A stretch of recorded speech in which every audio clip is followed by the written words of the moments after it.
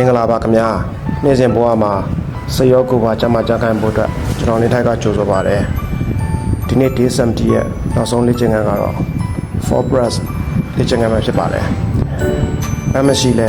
ရှင်အုပ်ကိုအားကောင်းအောင်ကစားလို့ရတဲ့နည်းလမ်းကောင်းတစ်ခုပါကျမ်းမြန်မာပလက်လဲခြေထောက်ကိုကွေးထားပါတံမဲ့ကိုကန်ပြီးပုံမှန်ချက် press အတိုင်းတိုးတင်ပါအစင်းမှာတစ်ထောင်ကကျမ်းမြင့်တဲ့အထီးအုံလေးထိပြီးပြန်တက်ပါ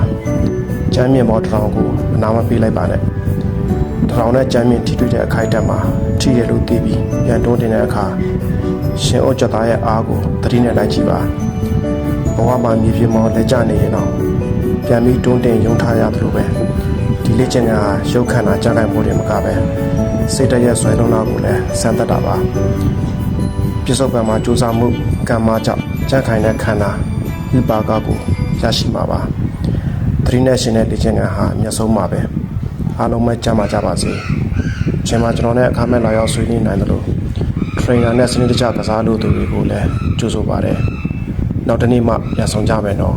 စိတ်ရောကိုယ်ပါကြမှာပျော်ရွှင်ကြပါစေ